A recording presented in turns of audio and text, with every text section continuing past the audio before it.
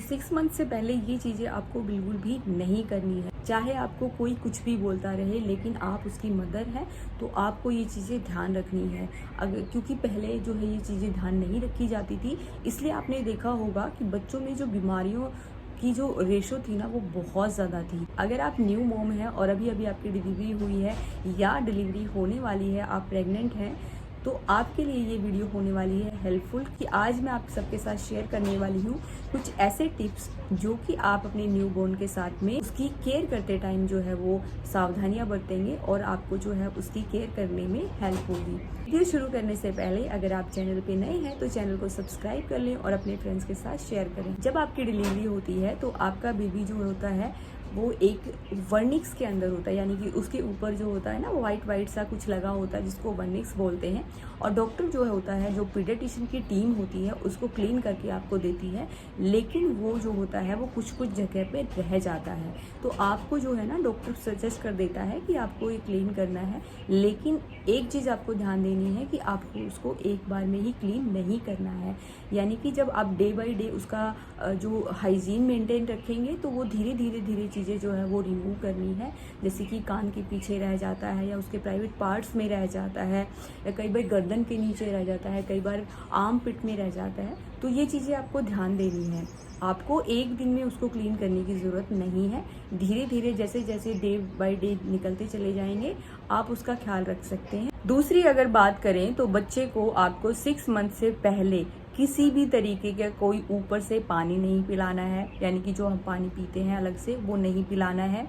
Breast milk और formula milk उसके लिए इनफ है। ये चीज़ का ध्यान जरूर देना है। कोई भी किसी भी तरीके की कोई घुट्टी नहीं पिलानी है, कोई शहद नहीं चटाना है, कोई ग्राइप वाटर नहीं देना है।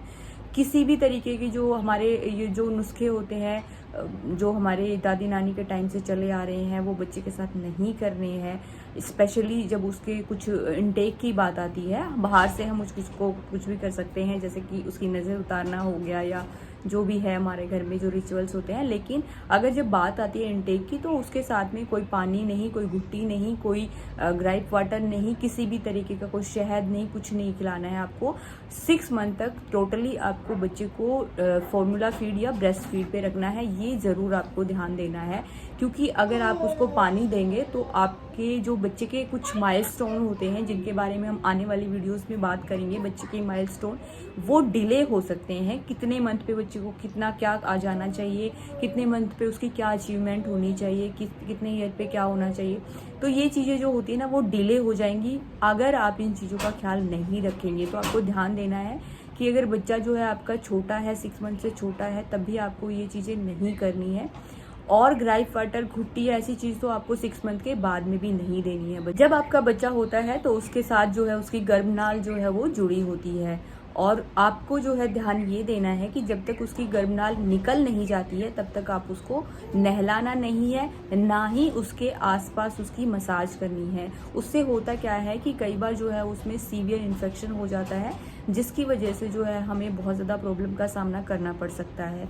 तो आपको ये ध्यान देना है कि बच्चे की गर्भनाल जब तक नहीं निकलती है तब तक बच्चे को नहलाना नहीं है। अगर नहलाएंगे नहीं तो हम क्या कर सकते हैं, अगर समर हो चाहे विंटर हो, बच्चे की गर्भनाल अगर नहीं निकली है तो आप उसको स्पॉन्ज दे सकते हैं, यानी कि आप उसको कॉटन के क्लीन कपड़े से जो है वो गीला करके और उसको स्क्वीज करके उसको अच्छे से साफ कर सकते हैं बच्चे को। या नॉर्मल जो हमारे सॉफ्ट स्पॉन्ज आते हैं, आजकल तो बहुत सारे सॉफ्ट स्पॉन्ज आते हैं, ऑनलाइन आप मंगवा सकते हैं, वो भी आप उसको क्लीन करने के लिए यूज़ कर सकते हैं, चाहे विंटर है चाहे समर है।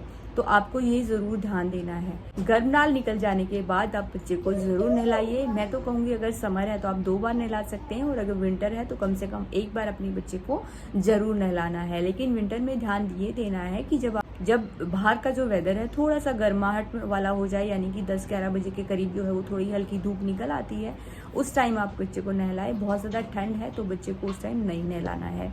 अगर बात करें बच्चों के कपड़ों से रिलेटेड, तो जब हमारा बच्चा होता है तो हम उससे पहले ही जो है ना बहुत सारे ड्रेसेस उसके लेके रख लेते हैं।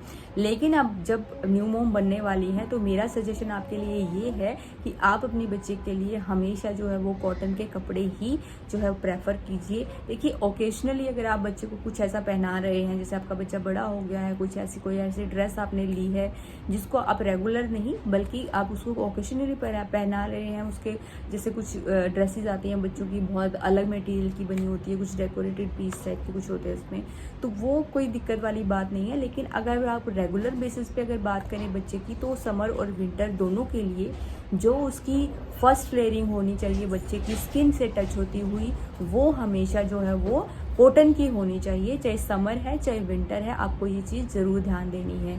तो इस चीज़ का भी ज़रूर ध्यान दें कि बच्चे के कॉटन के कपड़े होने चाहिए। जब वो होता है तब भी उसको कॉटन के कपड़े ही पहना सकते हैं। अगर विंटर है तो ऊपर से आप गर्म कपड़े पहनाइए, अगर समर है तो उसी में काम चल जाता है। तो ये चीज़ आपको ज़रूर ध्यान देनी है बच्चों के कपड़ों से रिलेटेड। ये कुछ चीज़ें थी जो आप अपने न्यू बॉर्न के साथ में ध्यान रख सकते हैं। न्यू बॉर्न केयर की जो है आगे भी वीडियोस आती रहेंगी जिससे आपको हेल्प होती रहेगी। वीडियो कैसी लगी ज़रूर बताइएगा। आपका बेबी जो है वो कितने मंथ का हो गया है या आप कितने मंथ प्रेग्नेंट हैं, कमेंट करके ज़रूर बताइएगा। और इससे रिलेटेड अगर आपके कोई भी क्वेश्चंस होंगे तो आप कमेंट बॉक्स में कर सकते हैं। मिलते हैं नेक्स्ट वीडियो में, तब तक अपना और अपने बेबी का या होने वाले बेबी का ख्याल रखिए। Stay healthy and bye bye.